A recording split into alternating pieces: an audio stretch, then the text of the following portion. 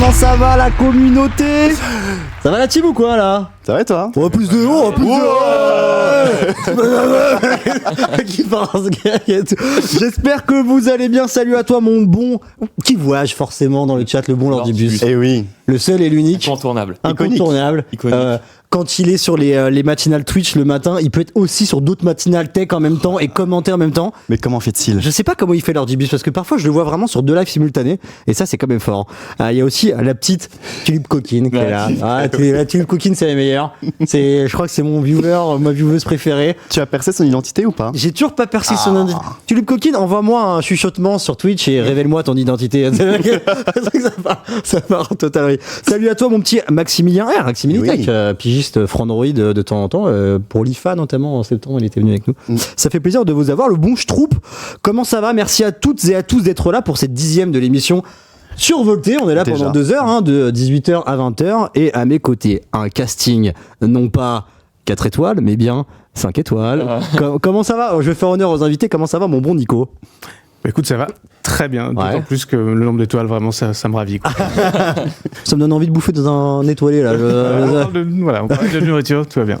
T'étais venu, Nico, il y a octobre, c'est ça? C'était pour le mondial, le loto, non? Exactement, pour le débrief du mondial. Ça commence à faire. C'était sympa l'émission. Bah, tu vois, la preuve, je suis là. Oui, c'est vrai. Mon bon Robin, comment ça va? Bah écoute, ça va bien. Et toi? Bah écoute, ça va. J'ai mis la petite chemise DA survoltée, comme je vous disais juste avant, messieurs. Magnifique. J'aime beaucoup. La plus belle chemise de nous tous, d'ailleurs. Merci beaucoup, les gars. Offerte par ma belle-mère pour Noël. Donc je lui fais honneur pour les émissions survoltées. Ça va chez Vroom ou quoi? Eh bah écoute, à fond. Je reviens d'une petite... d'un petit endroit dont on va discuter et j'ai très hâte d'en parler. C'est où? De quoi ça bouge? Le mec qui veut se et tout. Allez hop, je crame direct. Et on a d'ailleurs Raph est dans les commentaires. Coucou. C'est Miss 280 chevaux. Oui. On rappelle, Vroom, la verticale automobile électrique de Numérama. C'est les copains. Ils sont maintenant au 2e étage avec nous. En plus, ils ont déménagé. Moi, ça m'a tout émoustillé votre arrivée au 2e étage. J'ai envie de venir vous voir toutes les 2 secondes pour vous dire des conneries, tu vois. C'est vrai qu'en plus, la porte ouverte, ça donne envie là, d'y aller tout le temps. C'est une invitation en fait, un peu. Comment ça va, mon cher JB? Bah écoute, on est là, on est là, toujours un plaisir. Déjà la 10e.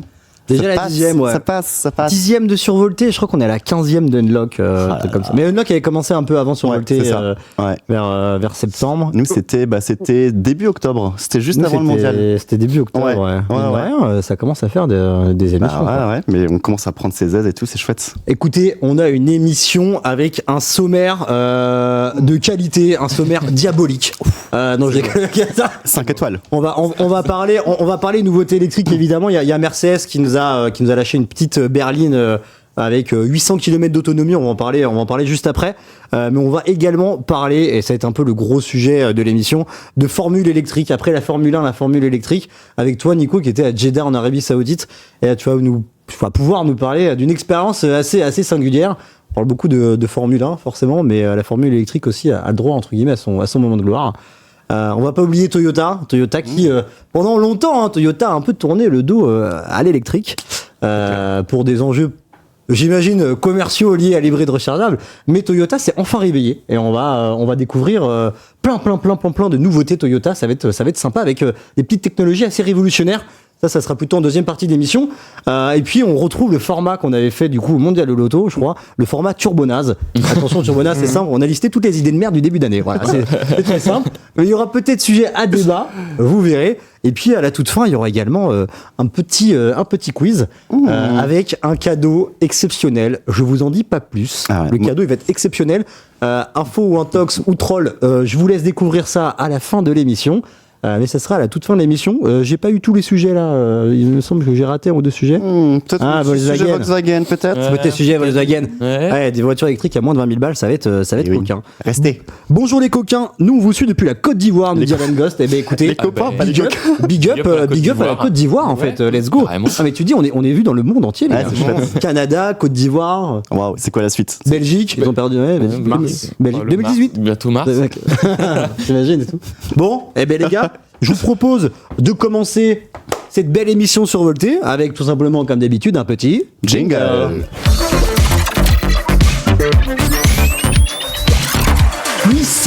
km. Non, si c'est flash charge. Je la refais. Je pensais que c'était le jingle sur Voltaire, c'est pour ça. 800 km d'autonomie et une recharge ultra rapide. Mercedes frappe très fort avec une nouvelle berline électrique, la fameuse CLA. On est sur quelque chose d'assez fort. On est sur une proposition qui a vraiment des atouts assez forts sur le marché.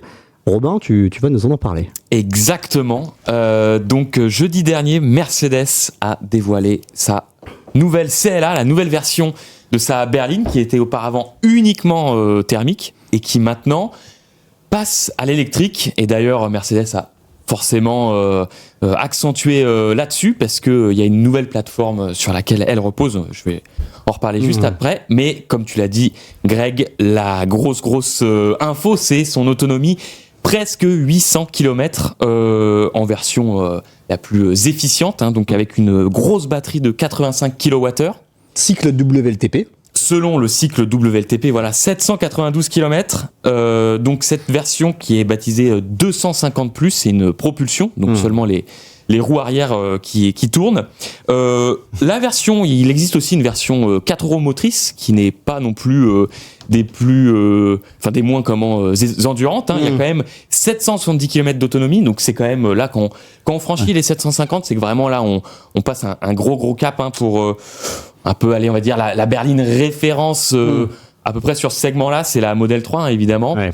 Elle est donnée pour 702 km WLTP, hein, toujours, donc c'est de la théorie. Hein, et donc ça, c'est pour le modèle grande autonomie propulsion. Donc c'est quand même du très très lourd ouais, comme autonomie. Hein. Et elle est basée sur une plateforme inédite, c'est la plateforme MMA, on parle pas de sport de combat ici. Non, alors c'est quoi ce truc, Robin, la plateforme MMA? MMA, mais on peut dire qu'elle boxe vraiment dans la cour des grands, cette nouvelle CLA. Donc c'est une nouvelle plateforme et qui marque le passage à une architecture 800 volts. Qui dit architecture 800 volts dit recharge beaucoup plus rapide. Là, on parle d'une puissance de charge de 320 kW et donc 22 minutes pour passer de 10 à 80% de batterie ou, tenez-vous bien, 10 minutes seulement pour récupérer 325 km d'autonomie. Donc à peine on s'arrête sur l'autoroute, on se branche, on va chercher un café, hop, on a déjà plus de 300 bornes dans la voiture en plus. Ça c'est quand même vraiment pas mal, surtout donc comme je disais sur autoroute pour les longs trajets quoi. Elle est belle hein, le design. Je sais pas ce que vous en pensez toi Nico, de son design. Elle a une belle bouille hein, ma foi. Hein. Alors moi je l'ai pas vu encore en vrai. Ouais. J'ai vu le concept qui avait été montré, je sais plus à quel salon. 2023 je crois, ouais. Munich 2023. Ouais. Et effectivement oui, elle a un côté. En fait je trouve qu'ils réussissent de plus en plus leurs petites voitures chez Mercedes.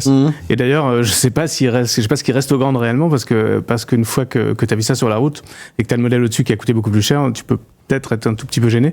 Il y a juste un truc que j'ai noté qui était sur le concept et qui est, je crois, aussi sur la voiture de série, c'est une sorte de la course aux étoiles. Il y a plus de 100 étoiles autour de la carrosserie, dans les phares, dans la calandre, dispersées un peu partout. Et est-ce que trop d'étoiles tue pas l'étoile? Je pose la question. Est-ce la guerre des étoiles? Je trouve que ça manque. Le dessin en lui-même, je trouve assez élégant, mais effectivement, la subtilité est plutôt absente. Okay. En fait, toutes les calandres, en fait, c'est des petites étoiles qui sont illuminées. C'est-à-dire que même de nuit, en fait, tu verras toutes les petites étoiles dans les phares, il y en a, machin. Je me dis, bon, est-ce qu'on n'est pas aux limites du mauvais goût sur ce genre de détails? Je sais pas, mais probablement que ce sera une option. Donc, j'ose espérer que les versions de base n'y échapperont. Triple écran intérieur au menu. C'est une voiture hyper technologique, Robin, finalement. Ouais, carrément. Bon, là, vraiment, ça fait déjà maintenant quelques années qu'on est habitué aux écrans. Bon, il y en a certains comme, encore une fois, Tesla qui mise sur un seul grand écran. Là, les constructeurs un peu plus traditionnels, eux, ils aiment bien avoir une planche de bord un peu plus à l'ancienne. Donc, ça laisse peu de place pour vraiment mettre juste un grand écran. Là, on en a quand même 3. De base, il n'y en a que 2. Donc, un pour le conducteur d'environ 10 pouces, un au milieu qui fait 14 pouces, donc ça commence à être pas mal, et un en face du passager, donc tout à droite. Ça, c'est en option, mais c'est possible donc d'avoir triple écran à bord. Bon, là, vraiment, en plus sur l'image, là, on voit que ça fait vraiment, c'est énorme. On dirait vraiment, tu as une énorme télé en face de toi. Que de distraction, mais au moins c'est très technologique. Mercedes, d'ailleurs, c'était les premiers sur la précédente génération de classe A à avoir vraiment cet écran super large et surtout un système d'exploitation qui était hyper moderne à l'époque, qui a été présenté au CES d'ailleurs juste en tant que système d'exploitation et mis après sur la voiture.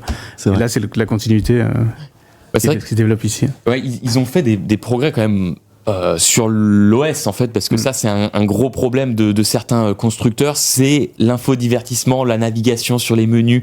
Des fois c'est pas très fluide, des fois c'est pas très bien fait.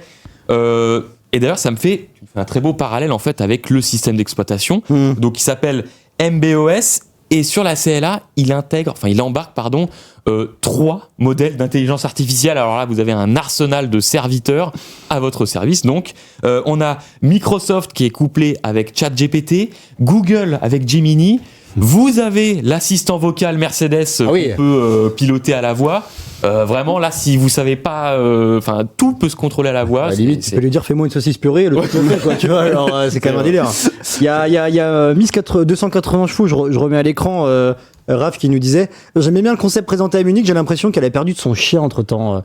Le concept avait quand même plus de gueule à l'époque, les gars. Le concept car, effectivement, le passage du concept à la série est toujours un peu cruel. Il y a forcément des contraintes, même chez Mercedes, de prix qui font, et puis même de design, d'aéro, de plein de contraintes qui font que on n'arrive pas exactement à la même chose. On force un peu le trait sur les concepts et puis on perd un peu au passage. Mais juste pour revenir, je crois, sur les 3 systèmes d'IA, on avait un communiqué de presse et je crois qu'en fait, encore une fois théorie, mais la voiture est capable de comprendre nos émotions. Par exemple, si on est énervé et qu'on lui répond un truc un peu sec, la voiture est capable de comprendre qu'elle est énervée, elle va adapter ses réponses à notre état d'esprit. Alors avec des insultes ou... T'es énervé. Fuck you, fuck you. J'avais l'info pour donner une adresse de restaurant, mais alors ça, pas du tout. Ah si, ils sont très forts. Mais encore une fois, ça se trouve, personne n'y verra jamais. Voilà. Mais en fonctionnalité un peu. Ça fait bien sur le communiqué de presse. Il y a quand même des petits regrets, Robin, notamment par rapport à la Model 3, tu l'as cité tout à l'heure, et notamment au niveau du prix. Et justement, quelqu'un nous mettait dans le chat tout à l'heure, pour ne pas le citer, Schtroumpf, qui nous disait, hop là, ça coûte combien ? 70K ?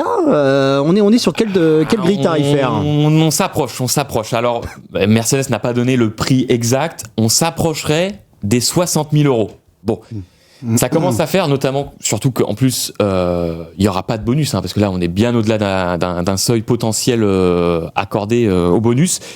À titre de comparaison, donc la Model 3, je parlais tout à l'heure de la grande autonomie propulsion, celle qui offre le plus d'autonomie, elle est vendue 45 000 €. Il y a une version encore un peu plus abordable chez Tesla, mais donc voilà, on voit quand même, en même temps, c'est pas le même segment. Mercedes se place quand même dans un segment premium. Tout est une option chez Mercedes, nous dit Ulrich. C'est vrai que voilà, c'est allemand, c'est la politique du tout option, mais après c'est un certain raffinement. Tesla a fait des gros progrès, mais ça reste encore en dessous. Même si voilà, Tesla, on peut dire que c'est un entre-deux, c'est un mi-premium, on va dire. Voilà, c'est. Vous choisirez quoi, vous, entre la Model 3 et ce CL1 ? C'est une bonne question. Est-ce que ça doit être une question purement objective? Tu peux être totalement subjectif, Nico. Tu peux, je sais pas, non? Vous avez une préférence?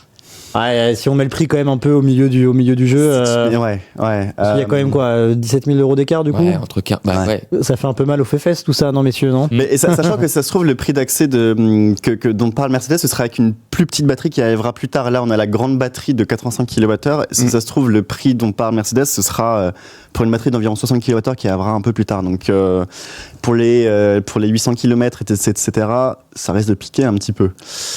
Mais ouais. Lordibus qui nous dit à ce prix-là, je préfère la Sucette Ultra. Ah, ça, c'est un copain de Vincent, ça. Je crois que Vincent, il a réussi à convaincre tout le monde, en fait. C'est le meilleur VRP, peut-être, en fait. mais c'est vrai que la Sucette Ultra, elle est quand même. Encore faut-il qu'il y ait la Sucette. Ouais, mais elle est en Europe. Mais elle est pas là. Bah écoute, merci Robin pour cette présentation en bonne uniforme de la CLA électrique. Il y aura des tests à venir, j'imagine.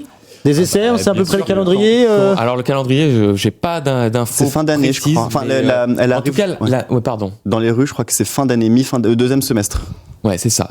La commercialisation est prévue fin d'année, donc les essais, ça sera globalement. Ah oui, il y a le time en fait. Il y a un peu le temps si c'est fin d'année. Ça arrive. Ok, d'accord. Ben, très bien. Elle arrive un peu avant la BMW Neue Klasse, qui sera en début d'année prochaine et qui sera vraiment sa concurrente directe. Ça va être le choc des premiers allemands avec leur toute nouvelle plateforme, toute nouvelle génération et des super performances électriques. Ça s'annonce excitant, ma foi. Ouais, c'est cool. 2025, 2026, 2027. Merci, merci très cher Robin.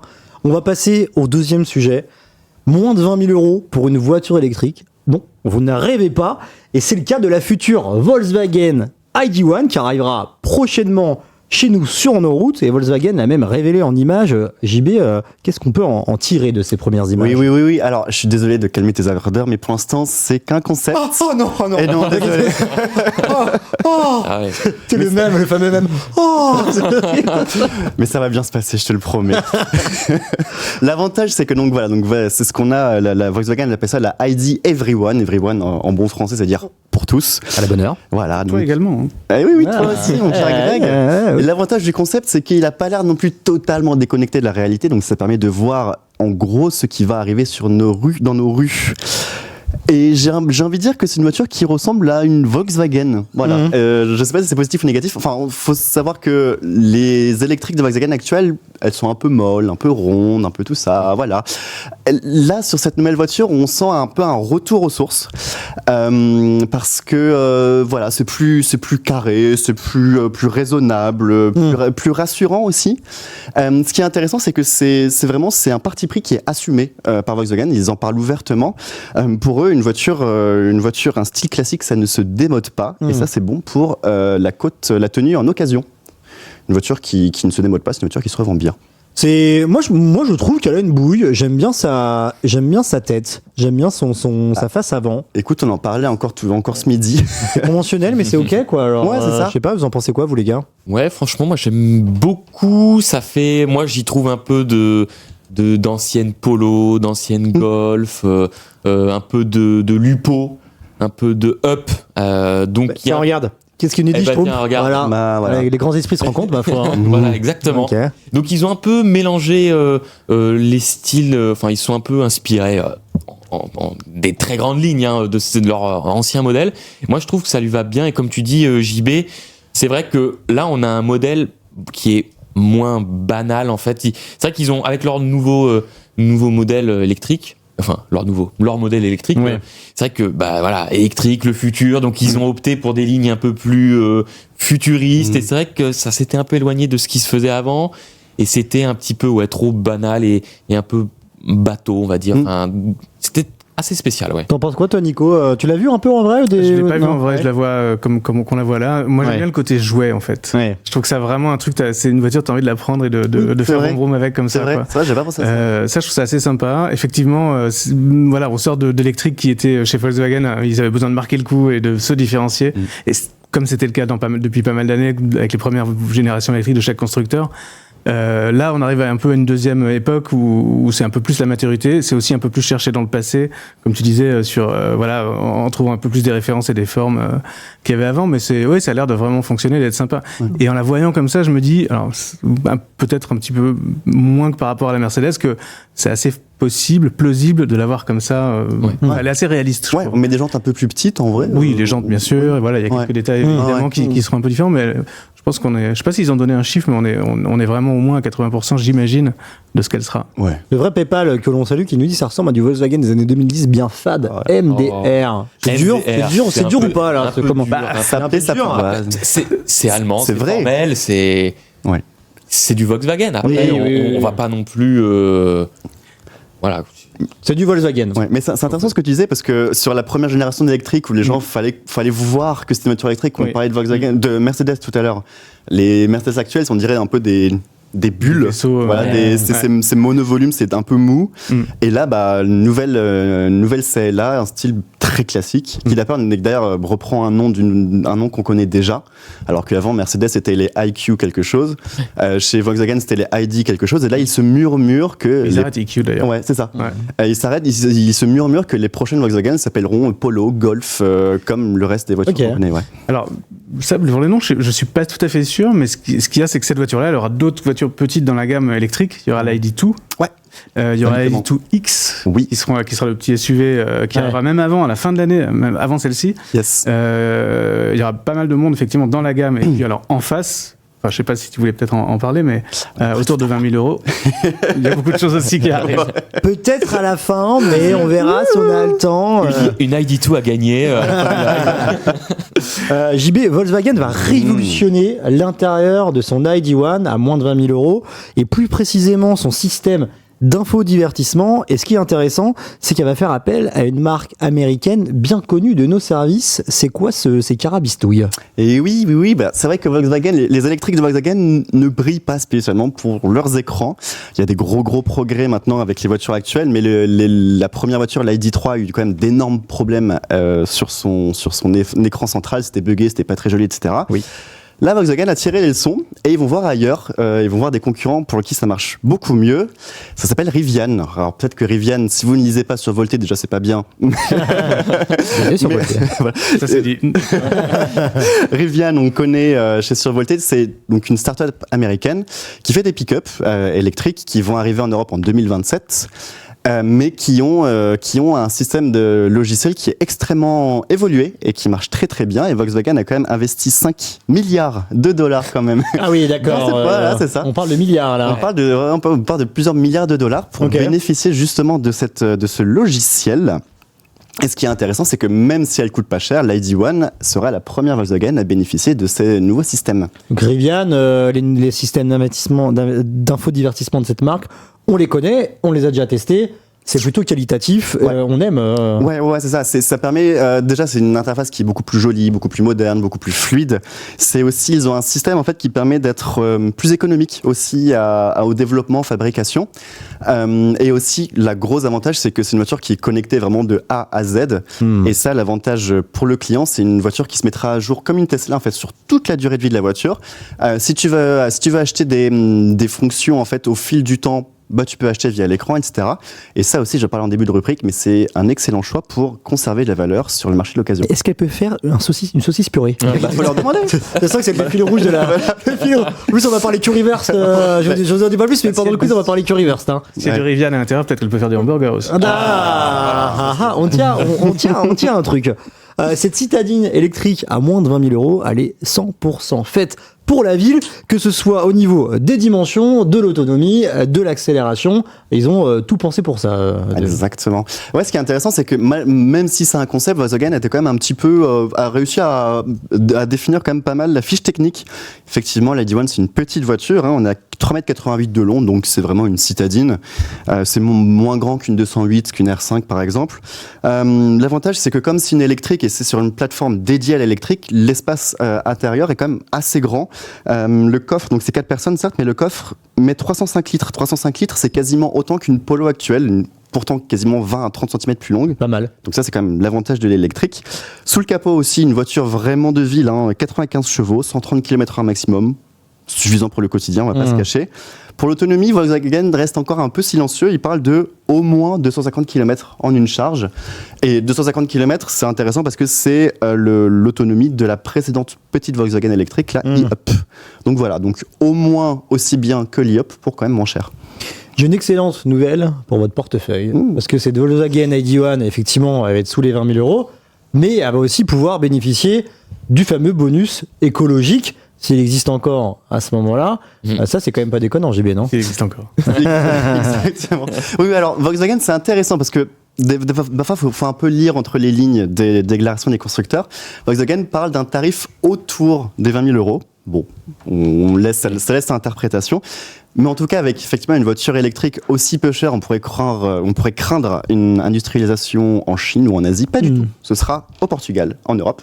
Déjà, première bonne nouvelle pour l'industrie européenne. Et aussi, deuxième bonne nouvelle, parce que ça peut laisser ouvrir la porte au bonus écologique. Encore faut-il, comme tu le disais, qu'ils soient encore en vigueur en France quand ils sortiront. Parce que le seul bémol, justement, c'est la date de sortie JB, et forcément, la date de sortie va conditionner un peu l'attribution du bonus écologique, si elle existe encore. C'est quoi cette date de sortie? Alors, Volkswagen annonce une présentation en 2027. Ça encore, faut un peu jouer entre les mots. Qui dit présentation ne dit pas commercialisation, par exemple. Voilà, c'est ça. De toute façon, on la verra en 2028. Ce qu'il faut savoir, c'est que l'État français s'est engagé à ce qui est un bonus écologique jusqu'en 2027. Qu'est-ce qui se passera en 2028? Quand est-ce que sortira cette ID.1? Beaucoup de questions. Mais en tout cas, effectivement, si vous voulez une Volkswagen électrique un petit peu moins chère, bonne nouvelle. Parce qu'en 2026, il y aura la ID.2 à 25 000 € qui sera la concurrente toute trouvée de notre cher Renault 5. Ouais. Il y aura aussi une version SUV, il y aura une version chez Cupra, chez Skoda, etc. Donc il y aura toute une petite gamme de petites voitures électriques pas très chères. avant, encore une fois, 2027-2028, cette version à 20 000 €. Dans les prochaines années, les voitures électriques à moins de 20 000 €, va y en avoir un paquet. Du coup, elle a aussi plusieurs futures concurrentes. C'est qui les concurrentes qu'on peut citer? Eh ben, écoute, la bonne nouvelle, c'est que ça existe déjà. Hein. Ah bah tiens, les voitures électriques à moins de 20 000 € existent déjà. Que demande le peuple, les gars? C'est quand même pratique. Question-réponse. Bon, alors, c'est là, il y en a deux. Hein, la Dacia Spring, la Leapmotor T03. C'est des voitures produites en Chine qui valent ce qu'elles valent, qui ont le mérite d'exister déjà. Mais le choix va bientôt s'étendre très très vite. En 2026, qu'on a tous très très hâte, je pense, la Renault Twingo électrique à 20 000 €. Oui. Une base un peu dépouillée de la R5, etc. Avec un style qui a l'air d'être quand même très très mignon, un vrai hommage à la première génération. Magnifique. Ouais. Tout rond, tout mignon, on adore. En 2027, Dacia prendra la Twingo, la dépouillera encore un petit peu plus et fera sa nouvelle Spring, mais cette fois-ci 18 000 €. Au pétard. Et Sans le bonus? Sans le bonus. Au pétard.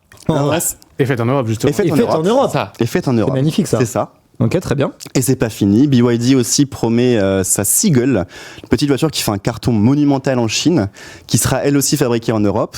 Bon, pour l'instant, on sait pas trop. Hein, on sait pas trop quand elle arrive, mais on sait qu'elle arrivera.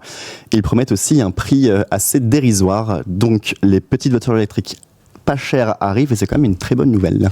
On nous dit dans le chat, je vais mettre les commentaires juste ici à l'écran, la Twingo est tellement plus sexy à côté, on en parlait.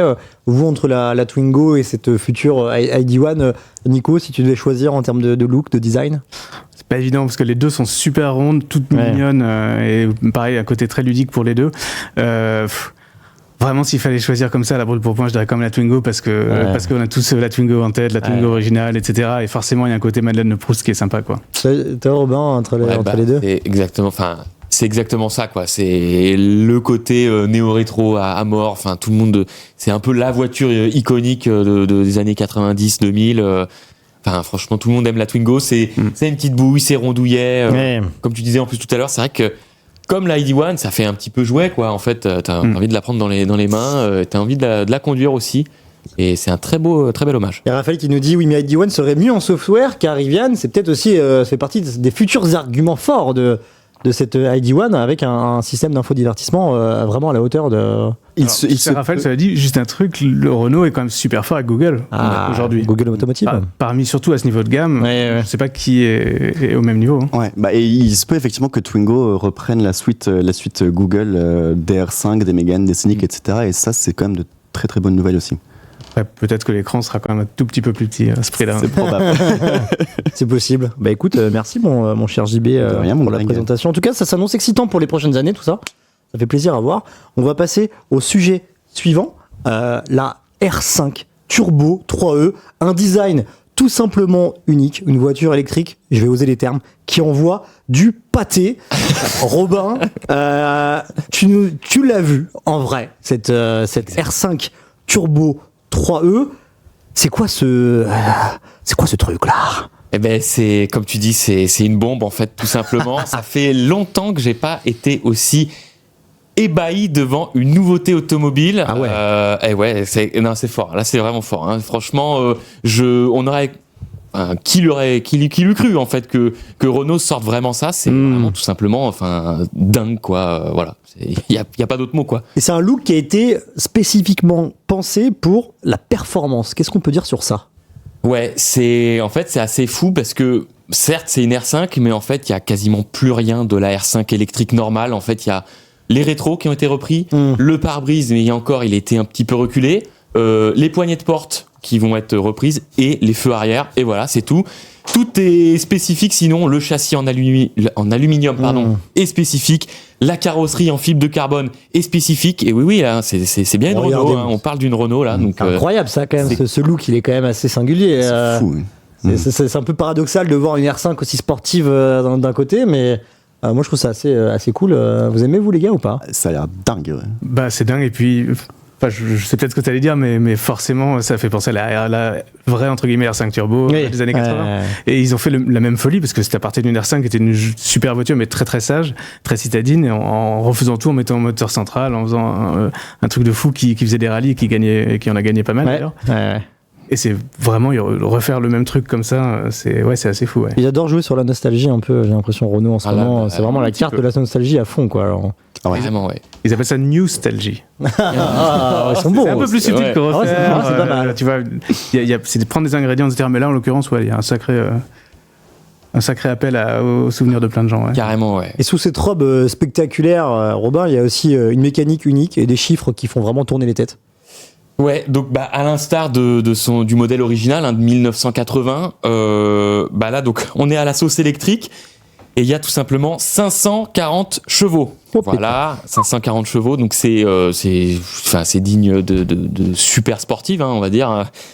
Et la caractéristique exceptionnelle surtout, c'est que ces 540 chevaux, ils sont distribués par 2 moteurs à l'arrière, donc une propulsion comme à l'époque, et sauf que ces moteurs, ils sont dans les roues. Voilà, alors ça c'est quand même une première mondiale à l'heure actuelle. Les moteurs sont donc logés en fait à l'intérieur des roues, ils sont pas au milieu de l'essieu, il y a plus de lien mécanique en fait entre le moteur et les roues, c'est directement les moteurs qui entraînent les roues, et ça c'est quand même assez phénoménal. Ça doit être hyper maniable en gros, c'est ça va jouer sur quoi le moteur dans les roues En fait, ça permet de restituer plus facilement et encore plus rapidement la puissance.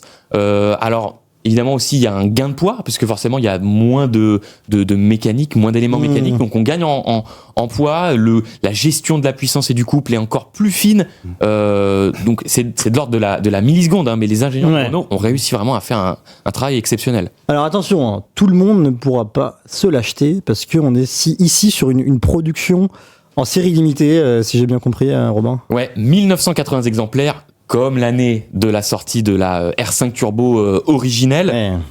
Et donc ils seront tous numérotés, il n'y en aura pas un de plus. Et le petit truc marrant, c'est que le client pourra choisir en option le numéro qu'il souhaite. Donc si il a envie d'avoir la 108e, il pourra avoir la 108e, la 2e, il pourra avoir la 2e. Si il veut la première, il a intérêt, je pense, à se dépêcher parce qu'il y aura de la concurrence. La configuration, elle sera personnalisable comme on le souhaite. Là, on voit à l'écran, elle reprend en fait la livrée de la R5 Turbo Tour de Corse, qui était une version de rallye de 280 chevaux, il me semble. Donc il y aura aussi des couleurs comme on veut, quoi. À l'époque, c'était un orange pétant avec l'intérieur bleu. Ça sera possible, du vert, du blanc. Enfin bref, tout est possible. On en parlait tout à l'heure un peu aussi du prix qui pique. Alors on n'a pas le prix exact, mais on a une fourchette à 70 000 € près. ça vous donne un peu la tendance tarifaire de la bagnole. On peut s'imaginer une tranche tarifaire autour de quoi, Romain?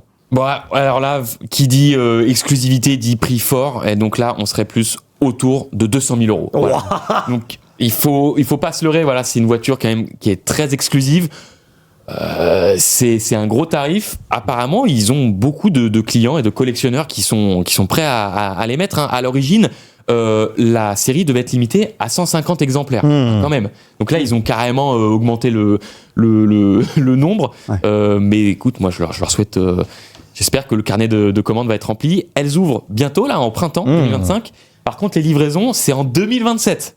Wow. Voilà, parce qu'en fait, le modèle, en fait, c'est une maquette que j'ai vue, mais qui sera à 95% proche du modèle de série.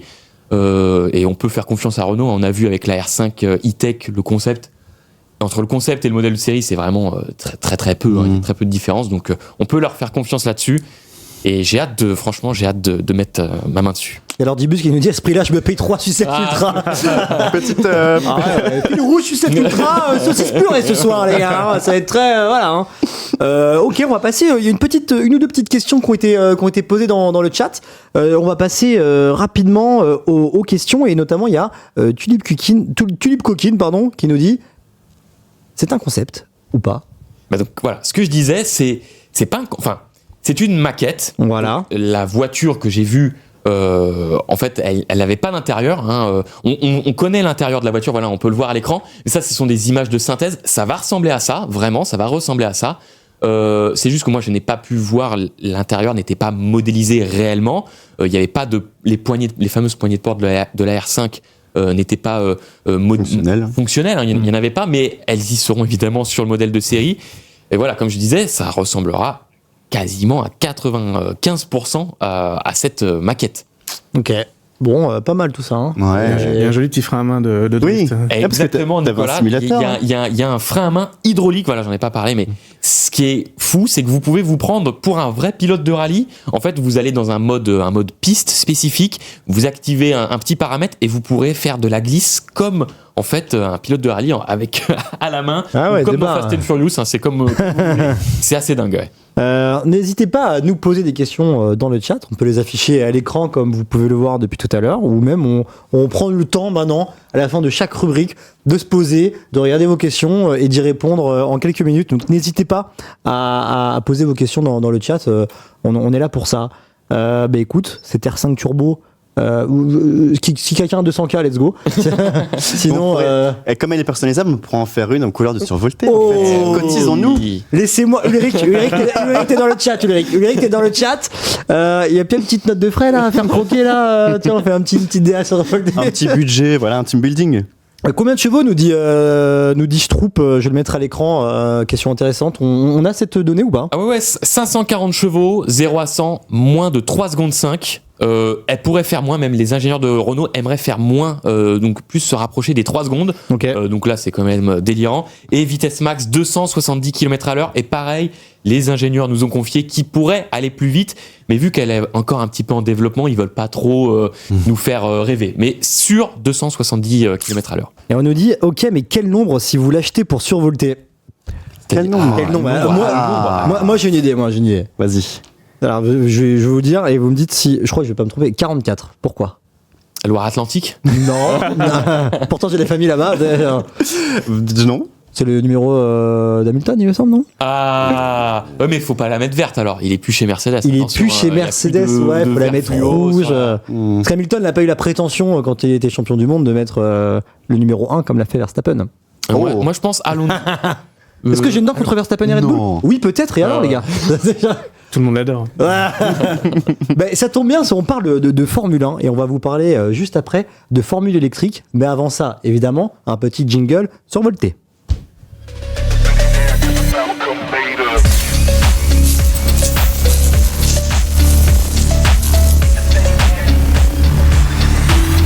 Après la Formule 1, la Formule électrique, fermez vos yeux, imaginez-vous à Jeddah, en Arabie Saoudite, pour assister à une course de Formule électrique. Nicolas, tu y étais, tu as vécu une expérience assez unique, assez singulière. Tu m'as dit tout à l'heure, bon, j'y allais comme ça, j'en attendais pas moins, et en fait, tu as vécu quelque chose d'assez fort, d'assez cool. Raconte-nous un peu déjà l'ambiance, le spot, les spectacles, les coulisses. Et on va avoir une trame tous ensemble là pendant 25 minutes pour parler de cette 4e course de la saison de Formule E. Alors, moi, disons que le premier truc en arrivant là-bas, c'était que ma seule expérience de Formule E, c'était ce qu'on avait pu voir à Paris et puis à Berlin aussi, il y a quelques années. C'était pas du tout la même génération, c'était des circuits en ville, sur des rues, avec des angles droits et des voitures qui étaient beaucoup moins puissantes, et puis avec des swaps de voitures, pas de batterie, mais de voitures au milieu de la course. Donc c'était quelque chose qui n'avait pas forcément commencé sous les meilleurs augures, qui n'avait pas forcément laissé les meilleurs souvenirs à tout le monde. Mais comme je suis extrêmement objectif et ouvert à tout, j'ai eu la chance d'être invité par l'organisation de la Formule E et d'aller voir donc cette course à Jeddah.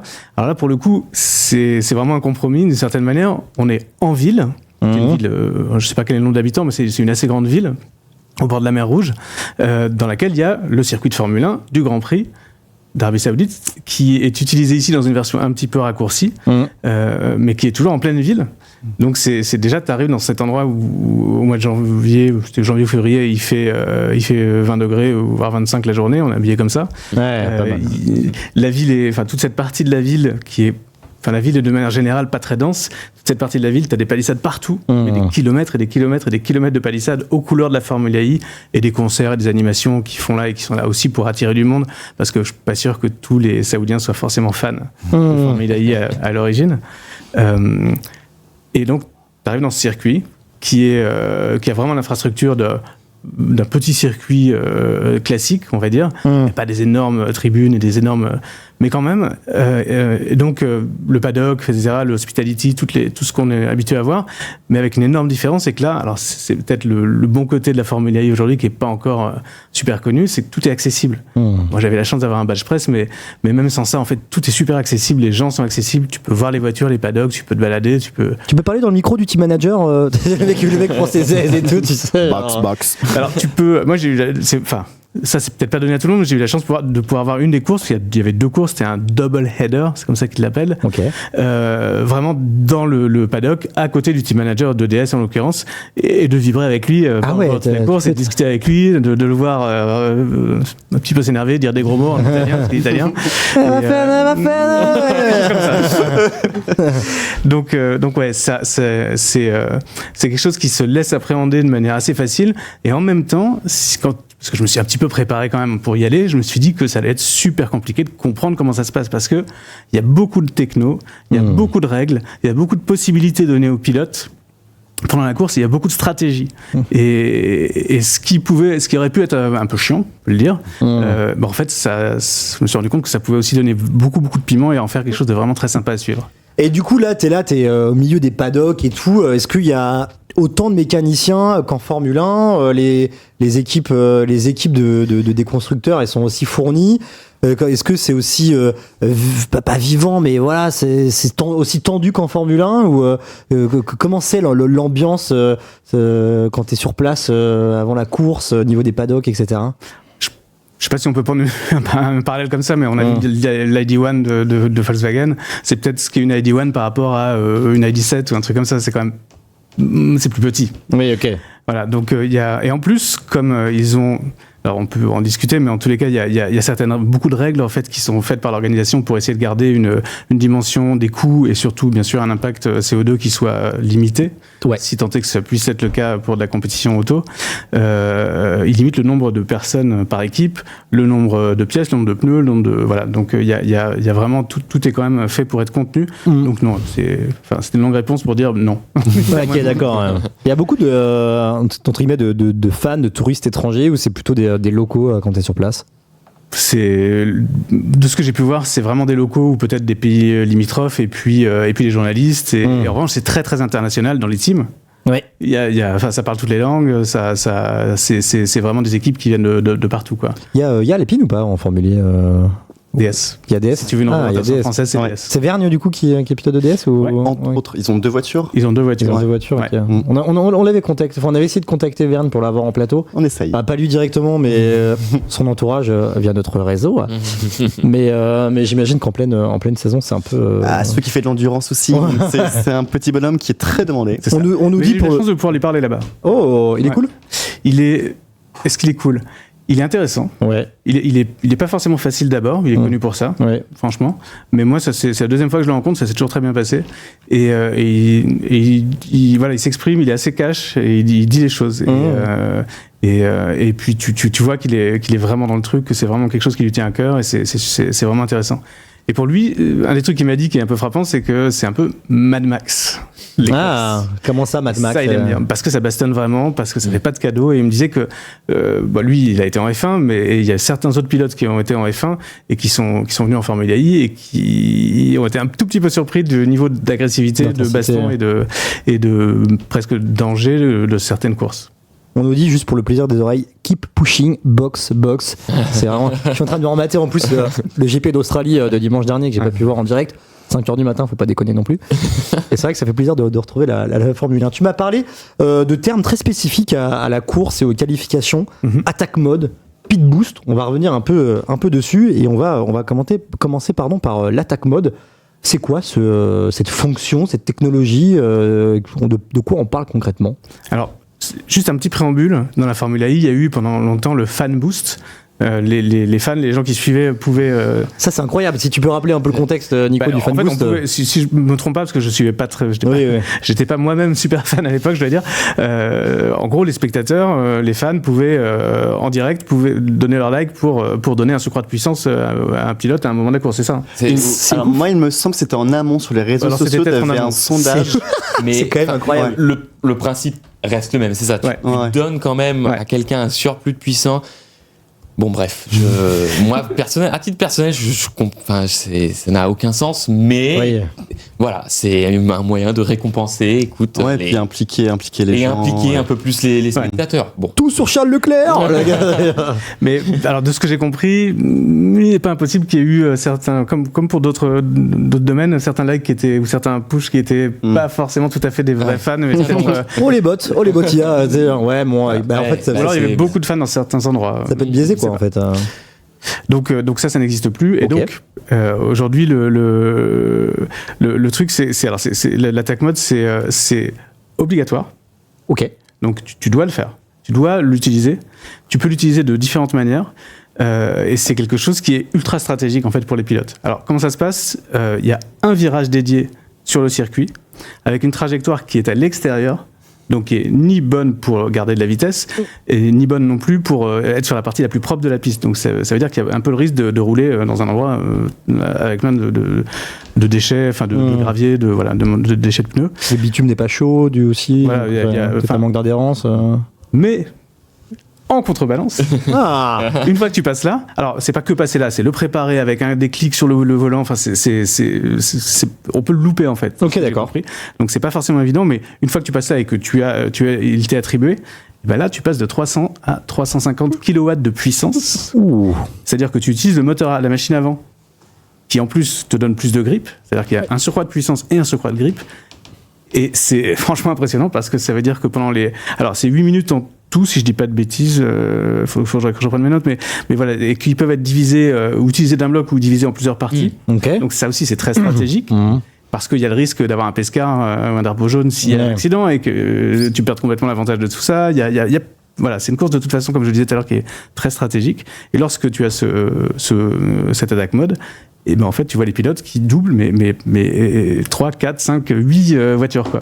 C'est vraiment un avantage énorme et qui relance complètement la course. On peut trouver ça artificiel ou pas, bon chacun peut juger, mais en tous les cas ça donne vraiment, ça relance complètement les choses. Mais comme chacun y a droit, c'est vraiment un mélange d'intelligence de course et de chance un petit peu, qui fait que ça peut être super bien utilisé ou pas. Est-ce que tu l'utilises au début, au milieu, à la fin, selon l'usure de tes pneus selon ce qu'ont fait les autres, et puis selon le niveau de puissance qui te reste.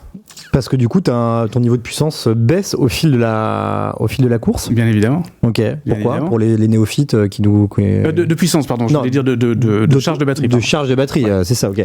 Justement, tu me parles de charge de batterie. Ouais. On va parler de pit boost. Alors. Dans pit boost, il y a quand même... pit stop en Formule 1, c'est quand les monoplaces s'arrêtent dans la voie des stands pour, par exemple, changer de pneus, changer d'aileron avant quand l'aileron avant était abîmé ou tout simplement abandonné. Ça arrive. Alors c'est quoi ce pit boost ? Alors ça c'est une nouveauté qui était que j'ai vue pour la première fois en fait. C'était la toute première fois. Ça a été intronisé à Jeddah. Exactement. C'était la toute première fois. C'était que en fait il y a eu un pit stop non pas de plein d'essence mais de recharge de la voiture. Toute première fois.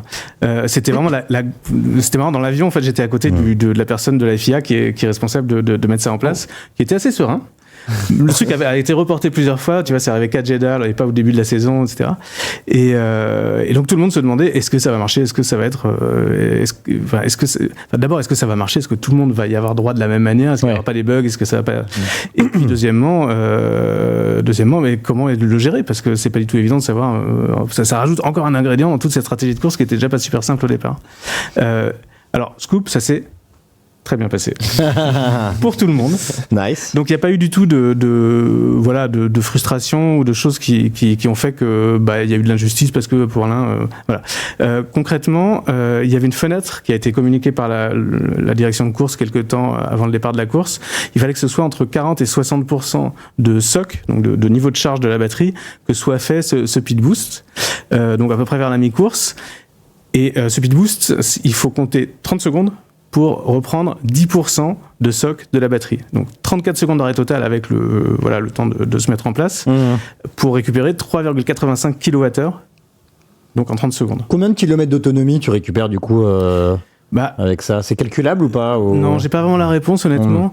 En fait, tout dépend tellement de la façon dont tu pilotes à ce moment-là, de si t'es dans un moment où t'es seul sur la piste ou si t'es dans le peloton et que ça bouge, etc. Donc Il n'y a pas vraiment une réponse de ça, mais ce qui est important, c'est que en fait, ça te permet de gérer différemment la puissance, le stock d'énergie que tu as disponible. C'est pas t'as pas besoin en fait de ces 10% pour finir la course. Ok. Alors ça sert à quoi alors? Voilà. En fait, ça sert vraiment à te donner 10% de plus à gérer comme tu le veux pour donner plus de perf à la voiture. Ok, d'accord. Donc en fait, le pit boost et l'attack mode sont étroitement liés in fine, non? Oui et non, mais avec vraiment énormément de paramètres qui font que ça peut être bien ou pas bien utilisé. Ok. Et parfois, oui, non, vas-y. Il est obligatoire ce pit boost aussi? Oui. Ok. Mais la fenêtre est quand même assez. Enfin, elle est pas grande, donc il y avait pas tout le monde n'était pas en même temps au stand. Non, non, franchement pas. On était sur juste au-dessus, on voyait très bien les arrêts depuis la terrasse qui est au-dessus du centre de presse. Non, il y a vraiment pas eu du tout de bouchon, quoi. Bon, chouette. Il y a Schroub qui nous dit, tu en parlais tout à l'heure, avant il changeait carrément de voiture au milieu de la course. Donc c'est quelque chose qui n'est plus d'actualité, ce changement de voiture. Absolument pas. Ok, et on n'a même pas besoin de pit boost pour ne pas changer de voiture, j'ai envie de dire. Non, mais c'était le cas des courses. Oui, voilà. Celle-ci, quoi. Et d'ailleurs, s'il y avait 2 courses, la deuxième course, elle n'avait pas de pit boost. Ils l'ont fait qu'une fois pour un peu tester, quoi. Et la deuxième course, l'avait pas. Et alors, comment ça se passe la recharge rapide dans une course de Formule 1? Comment ça fonctionne? Tu parlais aussi un peu d'énergie. Est-ce qu'il y a des comparaisons à faire avec de la recharge ultra rapide qu'on a sur des voitures électriques grand public comme BYD, Zikr, etc. Bah écoute, là on a une puissance de recharge de 600 kW. Donc ouais, c'est beaucoup. À peu près au double du maximum de ce qu'on peut faire, de ce qu'on trouve aujourd'hui sur des voitures de série. Le grand maximum aujourd'hui qu'on trouve, c'est 300 kW. Alors, jusqu'à hier, je t'aurais dit oui. Qu'est-ce qui s'est passé depuis hier? BYD a lancé une charge à 1000 kW. 1 MW. 1350. 1300. En fait, le chargeur est à 1350 et la voiture peut récupérer. Seulement 1000.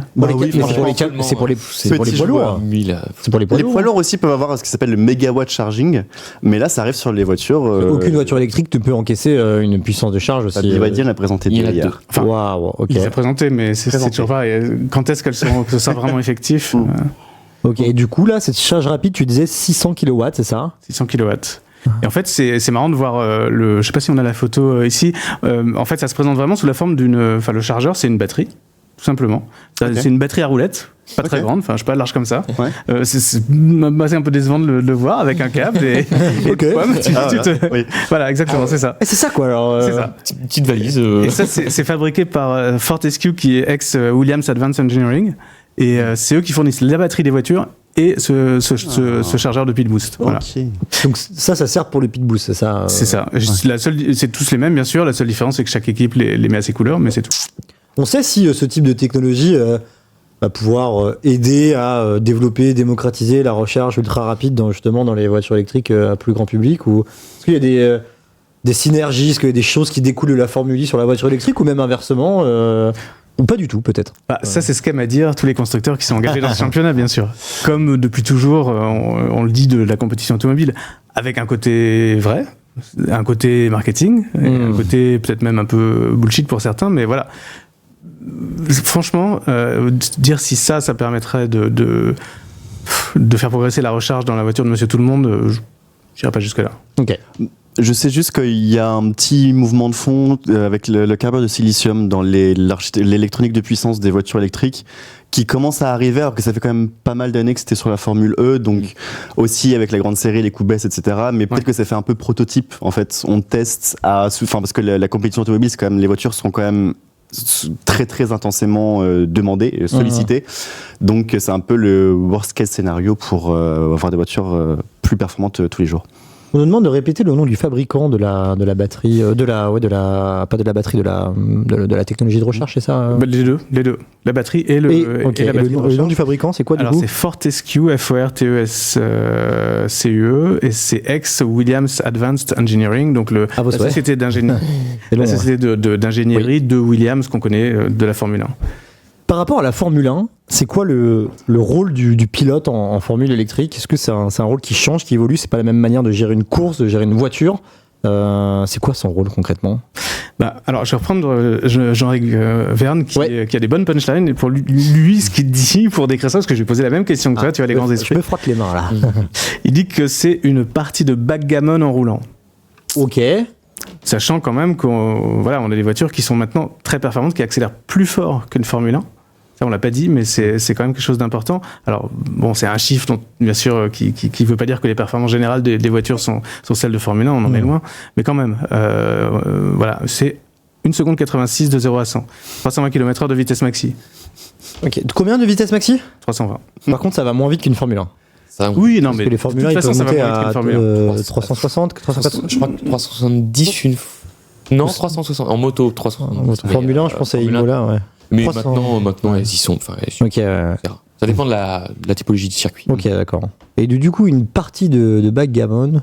Alors, je mettais ça en préambule pour dire que quand même, ça va fort. Il y a beaucoup de jets qu'on se prend dans la tête. Il y a beaucoup de bastons, on l'a dit. Il y a beaucoup de choses déjà qui se passent en termes de pilotage. Et d'ailleurs, encore une parenthèse, désolé, il y a beaucoup de pilotes, enfin c'est tous des pilotes professionnels, ils sont tous payés, ce qui n'est pas forcément le cas de toutes les disciplines. Il n'y en a pas beaucoup, j'ai appris ça, dans lesquelles, on ne parle pas de la F1 évidemment, mais de disciplines hors F1 dont les pilotes sont aussi professionnels, aussi payés. Et donc le pilotage en lui-même est déjà super important. Mais c'est pas que le pilotage en tant que pilotage, c'est aussi, on parlait de stratégie, c'est cette stratégie qui est vraiment dans les mains du pilote parce que il peut parler à son équipe, mais il n'y a pas de télémétrie pendant la course. Alors, ça veut dire quoi ? Il n'y a pas de télémétrie pendant la course. Ça veut dire qui nous regardent. Ton ingénieur, alors la télémétrie, c'est l'envoi des données de la voiture en temps réel pour que l'ingénieur de la voiture puisse les analyser, alors pas intervenir parce que c'est pas autorisé, mais ne serait-ce que les avoir sous les yeux et parler avec son pilote, etc. Donc lui ne sait pas. Le pilote, lui, il a devant lui son volant, qui est un volant avec bien sûr un écran et plein d'informations, qu'il peut donner à son ingénieur. Pour les données, puisque des radios peuvent être entendues par tous les teams, il le fait par code. Donc en fait, il demande l'info de la température batterie. Voilà, on voit le volant là. Alors, je suis désolé, j'ai pas la photo du volant de la toute dernière génération, c'est d'une génération précédente, mais c'est assez similaire et ça vous montre déjà que c'est un petit peu compliqué. Donc, il donne des codes qui donnent certaines informations et par exemple, je sais pas, là à ce stade la batterie est à telle température et là peut-être que l'ingé peut lui dire ouais, bon là faut te calmer. Ok, d'accord. Par exemple. En message codé quoi. Voilà. En mode long des sanglots, long des violons de l'automne. C'est ça. Bon, alors, on ne demande pas d'écrire des poèmes. Mais... Perroquet bleu. C'est ça. Saucisse purée. Par exemple. T'imagines Curryverse là, Curryverse.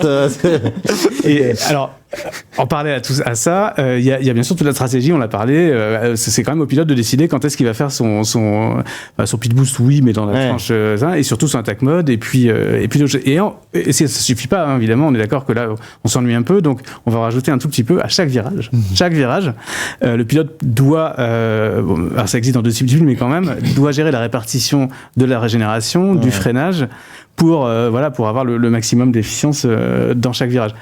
Tout en ayant toujours en tête le niveau de soc qui baisse au fur et à mesure de la course, qui va être boosté avec le pit stop si on l'a pas encore fait, et gérer tout ça. Pour avoir exactement le moment de gestion, par exemple, de la régénération, il a des bips qui lui viennent à l'oreille. Pour lui dire c'est à ce moment-là. Enfin, franchement, moi je pense que je deviendrais complètement schizo. On s'en rend pas compte à quel point c'est assez poussé quand même. C'est fou, Et il surveille toujours aussi bien sûr le socle, la température de la batterie, etc. Donc il y a vraiment un ensemble de paramètres en permanence à surveiller. Et les courses, elles finissent à 1%, voire 0%. Ça rappelle un peu les courses que t'as fait, JB. Ouais. C'est quand même 1%, quoi. C'est-à-dire qu'il faut une précision assez incroyable pour juger, estimer où est-ce que tu en es dans ta consommation de ta batterie et arriver pile. C'est déjà arrivé des pannes.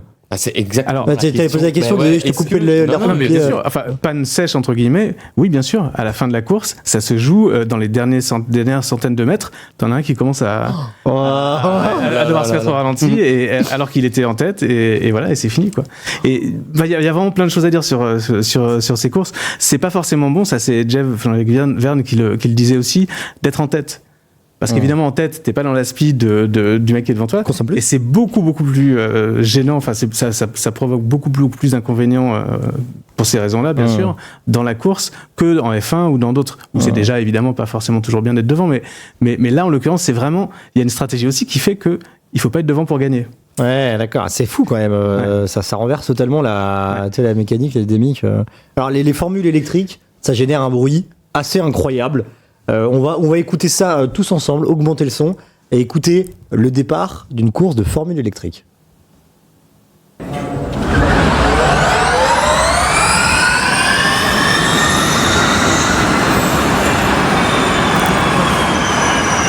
dernier qui traîne. On a une deuxième vidéo pour. C'est 3 secondes. Ok. C'est quand même. Ok. Je sais pas quoi en penser. D'un côté, il y a un délire futuriste qui me fait ah putain un débarre.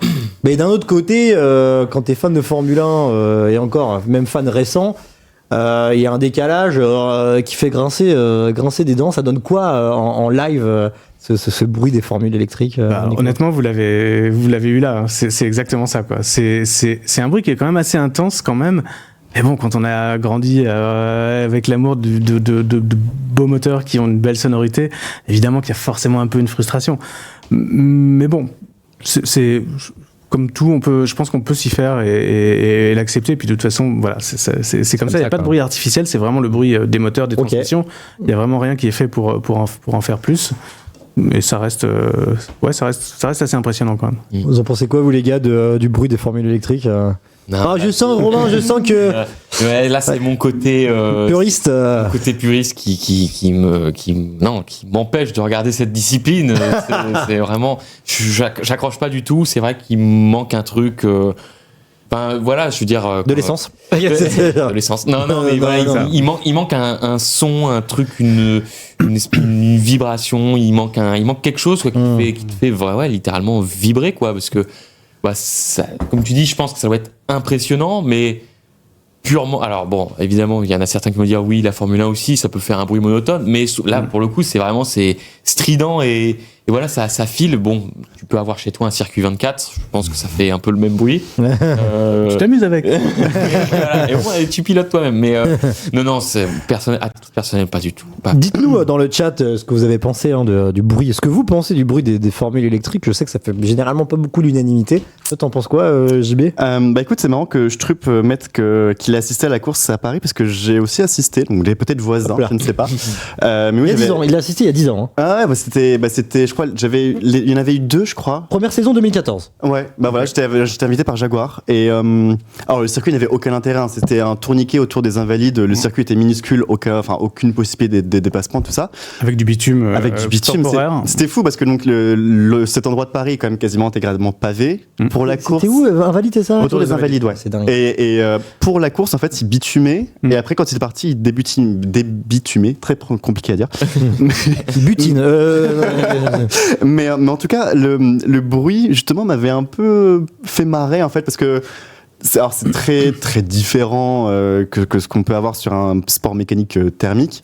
Mais en fait, il y a plein d'évolutions du bruit quand elles accélèrent, quand elles freinent, quand elles sont à pleine charge, moyenne charge, tout ça.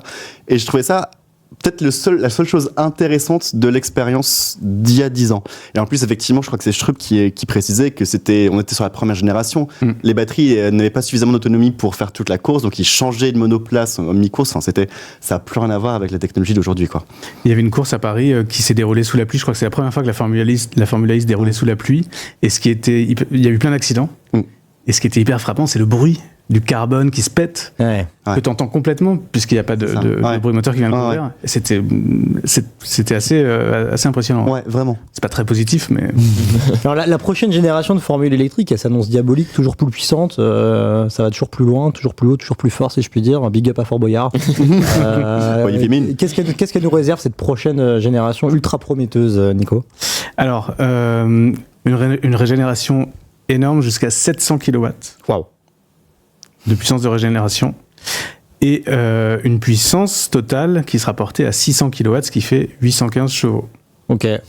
Ça commence à peser sur la balance. Ça commence à peser sur la balance. Ça va être quoi ? Ça va être des vitesses, elles vont aller encore plus vite. Ça va donner quoi concrètement sur le circuit, tous ces changements ? Elles vont aller plus vite, accélérer plus vite. Elles auront un nouveau fournisseur de pneus, Bridgestone, à la place de Hankook, qui, de ce que j'ai compris, Hankook c'est bien, mais Bridgestone ça pourra offrir beaucoup plus de grip et ça ira bien sûr avec l'augmentation des performances. Ça veut dire que on attend vraiment que beaucoup plus des temps autour bien meilleurs et puis plus de perf et donc plus de compétitivité peut-être.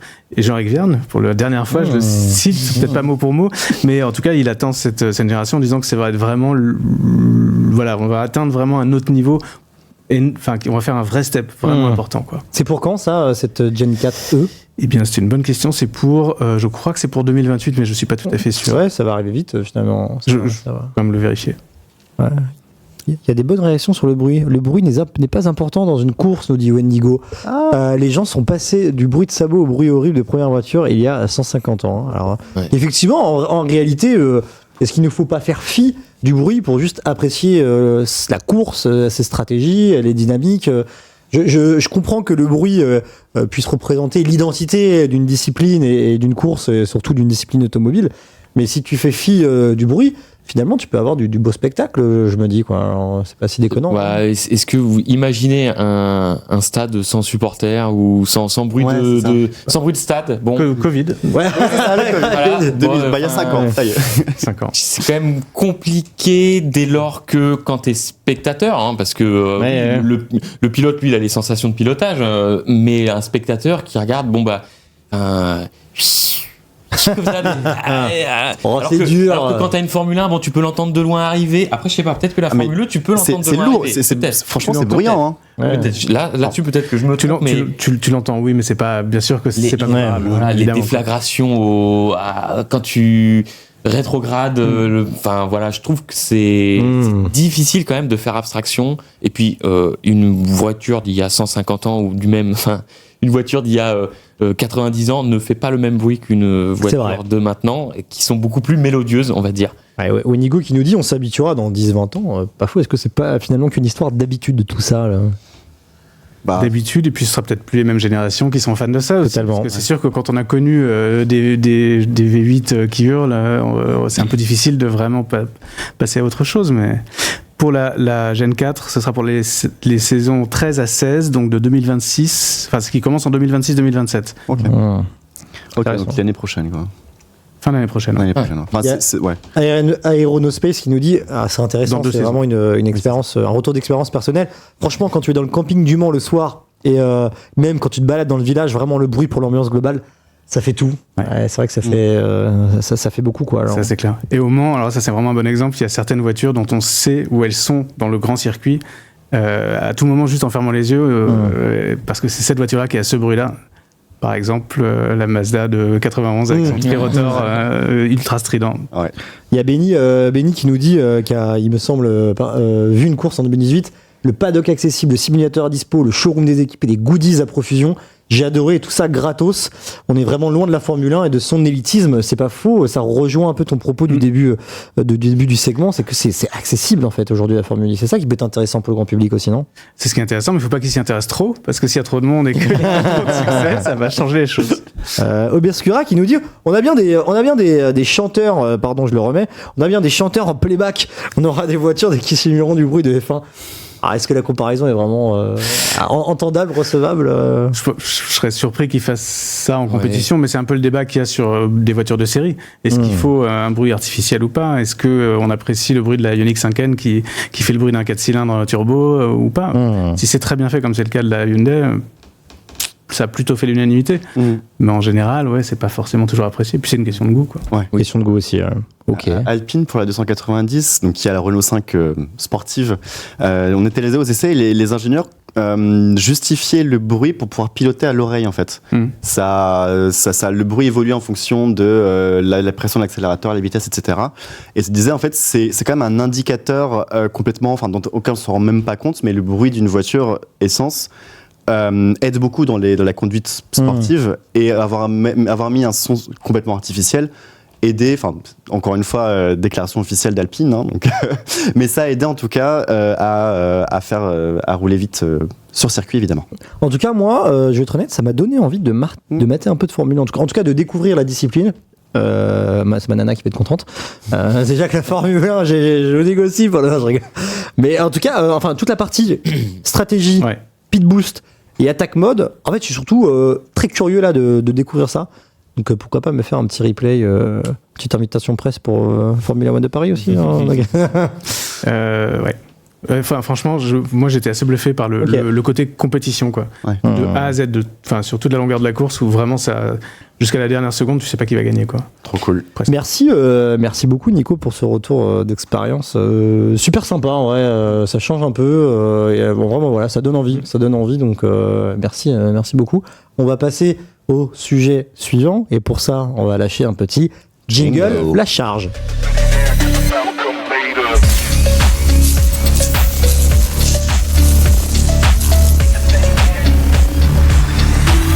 Je vais la refaire. Et si on partait sur un petit jingle Flash Charge.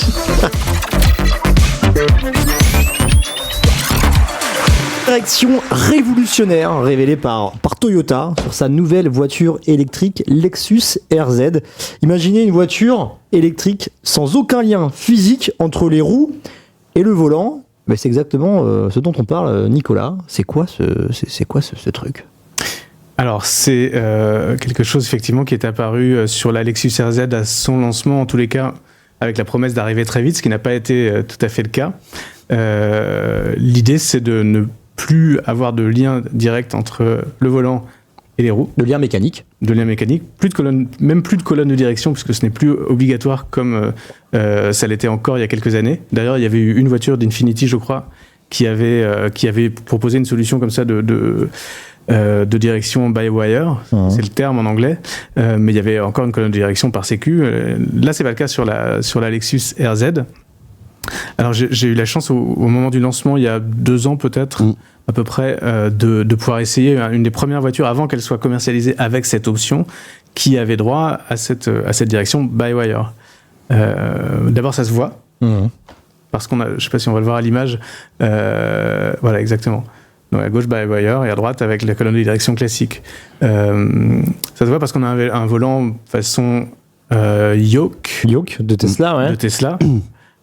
C'est permis, un tel volant est permis ici justement parce que le pas de direction quel terme, ouais, enfin, le pivotement, quoi. Ouais, voilà, on peut. En fait, c'est une direction adaptative. C'est volant. Ouais, voilà. C'est une direction, là, on le voit à l'image exactement. C'est une direction adaptative. Comme c'est tout électronique, selon la vitesse, on peut d'un même mouvement avoir beaucoup plus de braquage des roues que bien sûr à haute vitesse où là, chaque petit mouvement va donner quelque chose de beaucoup plus fin et subtil. Donc, ça permet en clair de faire des manœuvres vraiment juste avec des petits mouvements de volant et c'est assez impressionnant. Ça donne un tout petit peu d'adaptation, mais on s'y fait vraiment très vite. Et sur des petites routes à virage, par exemple, en l'occurrence c'est dans le Luberon, c'est assez sympa. Pareil, un tout petit moment quand même pour comprendre vraiment où est-ce qu'on est et adapter sa conduite, ses mouvements de volant. Et c'est assez sympa. Après, ça a certains avantages comme beaucoup plus de précision. Évidemment, j'imagine que ça peut peut-être jouer un petit peu sur le poids de la voiture, la consommation, l'architecture de l'avant de la voiture, puisqu'on n'a plus cette colonne physique qui prend beaucoup de place et qui est pas évidente à rendre sûre en cas de crash, etc. Donc il y a pas mal d'avantages, mais visiblement pas mal de questions de mise au point aussi, parce que c'est que maintenant, et encore dans quelques semaines ou mois, que ça va arriver vraiment sur le marché chez Lexus. C'est vraiment l'avantage principal, c'est la précision de conduite ou pas ? C'est la précision et c'est vraiment la facilité de conduite dans les différentes phases de conduite. Donc en manœuvre, en petite route où il faut beaucoup plus de braquage d'un virage à l'autre, et puis aussi la stabilité sur autoroute par exemple, parce que ça permet, puisque c'est électronique, la voiture peut corriger peut-être par exemple du vent latéral ou faire des choses comme ça de manière automatique, ce qui n'est pas possible avec une direction physique bien sûr. Raphaël nous dit le plus compliqué c'est pour le coup de volant d'évitement, là c'était chaud et pas encore au point. Tu l'as vécu un peu cette manœuvre d'évitement avec alors j'ai rien évité, mais mais effectivement, ouais, Raphaël, je pense que pour ce type de choses où il y a vraiment beaucoup de couple qui est demandé et une réaction très très rapide du volant et de la direction, oui, ça demande un énorme travail de mise au point et c'est pas du tout facile de faire que la réaction soit à la fois efficace, pas surprenante pour le conducteur, bien gérée par l'ESP, etc. quoi. Wenigo qui demande c'est relié par un câble optique ou pas ? Eh bien, c'est une excellente question. À laquelle tu n'auras pas de réponse, Wenigo. Question suivante. Je crois que le Cybertruck est la seule voiture de série à avoir ce steer by wire. Il me semble que c'est par câble Ethernet. Ça, je sais pas. Enfin, peut-être pas Ethernet, mais en tout cas, je sais que. Pelote de laine, Je crois qu'il y a quelque chose comme ça, ouais. Ok. On a aussi vu une boîte de vitesse virtuelle qui simule les changements de rapport. C'est ce que propose la version RZ 550 EF Sport. Ça consiste en quoi ? Alors, on parlait de la Hyundai Ioniq 5N il y a quelques instants, et ben c'est exactement le principe de cette voiture, c'est-à-dire que l'idée c'est de reproduire de manière complètement artificielle les sensations que donnerait une boîte séquentielle avec des palettes au volant, des ruptures de charge entre chaque rapport. et la possibilité vraiment de gérer les accélérations et les décélérations, et donc la conduite et tous les plaisirs que peut donner la conduite plutôt sportive avec cet artifice, quoi. C'est ce qu'a fait Hyundai en premier, c'est ce que fait maintenant Lexus pour sa version F-Sport, donc le label sportif de Lexus sur le RZ qui est à peu près du même gabarit d'ailleurs que la Hyundai. On en croise beaucoup des boîtes de vitesse virtuelles dans les voitures électriques. C'est quelque chose de... Ce sera la deuxième. La deuxième, ouais. C'est assez rare. Ce sera la deuxième, mais pas la dernière. Je pense que vraiment, vu l'unanimité, je pense que vous l'avez peut-être conduite aussi. J'ai pas essayé, moi. Tu devrais. Je ne peux que t'encourager. Ouais. C'est vraiment très sympa quand c'est réussi, et c'était pas du tout gagné d'avance. Je sais pas, j'ai bien sûr pas essayé celle de Lexus, mais je sais pas ce que tu...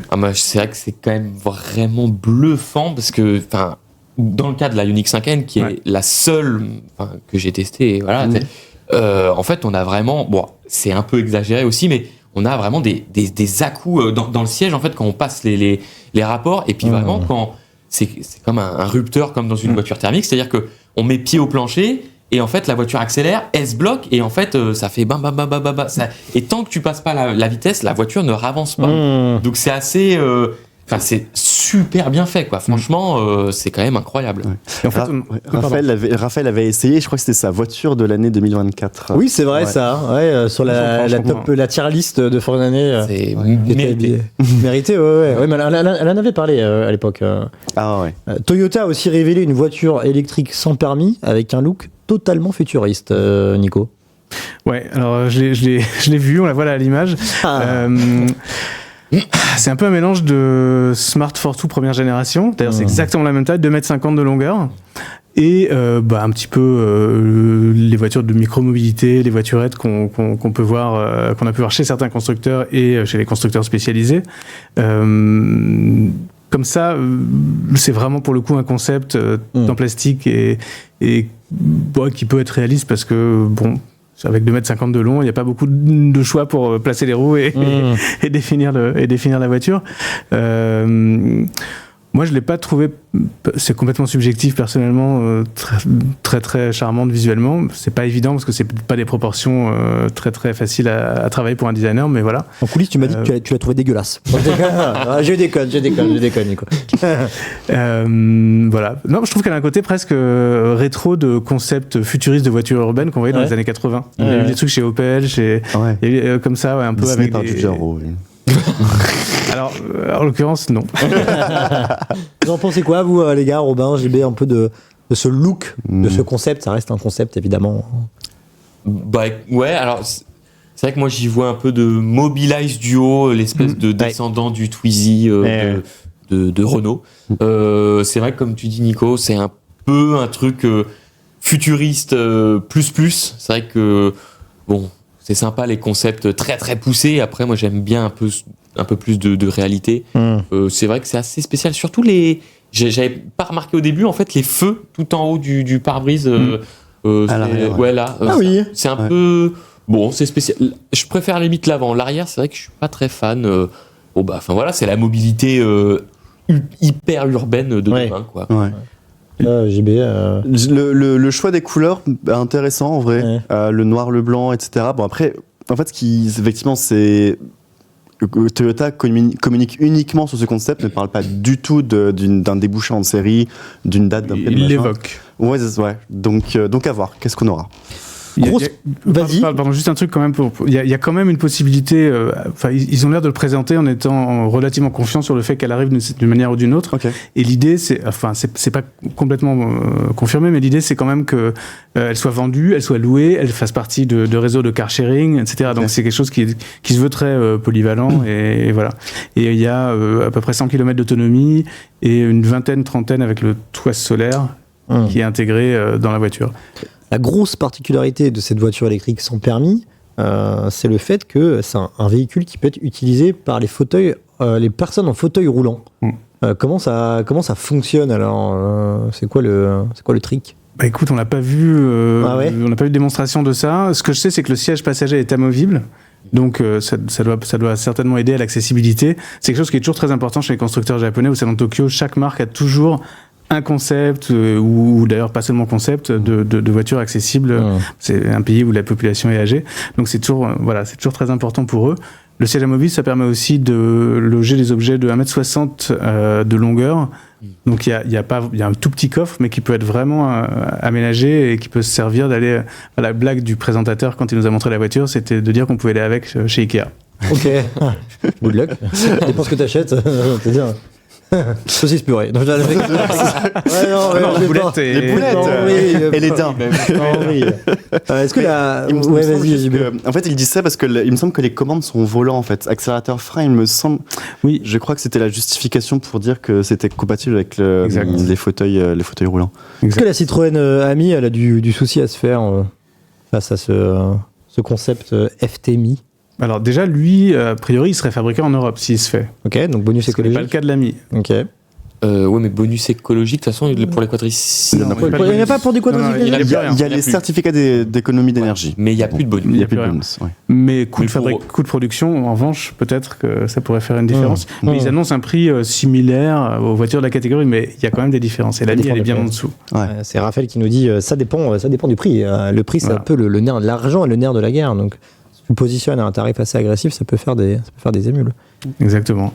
Mais l'Ami, elle sera vieillissante quand ça arrivera. Donc, je sais pas si Citroën a ça dans les tuyaux de refaire une nouvelle Ami, mais j'imagine que oui, parce que ça a quand même très bien marché.